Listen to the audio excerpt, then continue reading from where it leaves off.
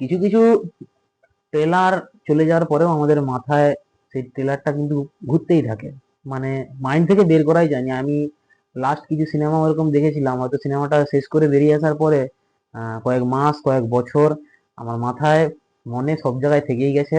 এবং যখন weak feel হয়, মানসিকভাবে দুর্বল মনে হয়, এই সিনেমাগুলো দেখলে সত্যি একটা মাইন্ডসেট অন্য লেভেলে চলে যায়। আমি লাস্ট এরকম সিনেমা দেখেছিলাম সালার, তারপর আর সেরকম কোনো সিনেমা আমার মনে হয়নি এরকম বলে। বাট রামায়ণের ট্রেলারটা দেখার পরে আহ, সেরকমই মনে হচ্ছে যে এটা মাথা থেকে এত সহজে বের করা সম্ভব নয়।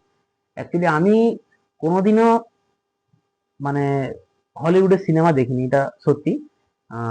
না তো ফোনে, না টিভিতে, না থিয়েটারে কোনোদিনও কোনো হলিউডের সিনেমা দেখিনি, কারণ এটা ভেবে যে আমি ইন্ডিয়াতেই এমন কোনো সিনেমা দেখবো যেটাতে আমি হলিউডের ফিল পাবো। তো সেরকম সম্পূর্ণ হয়নি, সেসব আমার ভাবনা সফল হয়নি। আহ, এবারে মনে হচ্ছে সেটা সত্যি সফল হতে চলেছে, কারণ ফাইনালি ফাইনালি ফাইনালি নিতেশ তিওয়ারির ডাইরেকশনে এবং নমিত মালহোত্রার যে রামায়ণ পার্ট 1 এর ট্রেলার, সেটা কিছুক্ষণ আগেই ড্রপ করা হয়েছে। তো এখন হয়তো ঘড়ির কাঁটায় প্রায় বাজে আপনার 4টা 45, 4টা 15 ট্রেলারটা ড্রপ করা হয়েছে এবং ভোরবেলা আমি ভিডিও করছি, আর কিছুক্ষণ পরে আমাকে কলেজ বেরোতে হবে। সত্যি কথা বলতে এই ট্রেলারটা মাইন্ডসেট এমনই করে দিয়েছিল যে স্কুলে যে পিকনিক গুলো হয়, সকালে পিকনিক থাকলে সারা রাত ঘুম হয়নি, ঠিক সেই রকমই মানে একটা উত্তেজনা মনের মধ্যে কাজ করছিল যে মানে সকালে কখন ট্রেলারটা আসবে, সেটা ঘুম হয়নি। তো ফাইনালি ট্রেলারটা দেখলাম, এবং দেখে সত্যি কথা বলতে রামায়ণ সম্পর্কে তো আমরা যদি রিভিউ করি সেটা তো একটা পাপ হবে।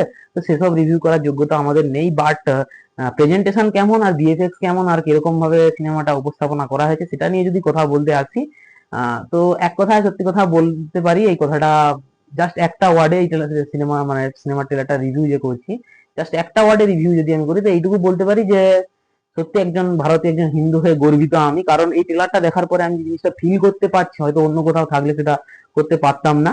আহ, একদম আউটস্ট্যান্ডিং, ঠিক আছে। বিএফএক্স এর কথা যদি বলি তো বিএফএক্স একদম, আমরা যখন প্রথম রামের ইন্ট্রোডিউস ভিডিওটাও দেখেছিলাম সেখানেও বিএফএক্স একদম টপ ক্লাস। যতদূর সম্ভব শুনেছি এটা বাইরের কোনো কোম্পানির বিএফএক্স এর কাজ। আর যে প্রেজেন্টেশনটা দেখলাম, গতবারও আমরা একটা সিনেমা দেখেছি যেটা রামায়ণের উপরে বেশ করে পুরো একদম ছাপরি কন্টেন্টের হয়ে গেছিল, আদিপুরুষ। তো সত্যি কথা বলতে মানে বাজেট থাকলেই যে আহ, ভালো করা যায় এরকম ব্যাপারটা নয়। প্রেজেন্টেশন, মাইন্ডসেট ডাইরেক্টরের কেমন বা অ্যাক্টর কাস্টিং কেমন হচ্ছে সেটার উপরেও সম্পূর্ণ নির্ভর করে। রণবীর কাপুরকে যে রামের চরিত্রটা দেওয়া হয়েছে, সত্যি সে সেই চরিত্রটা ভালো লাগছে আপাতত।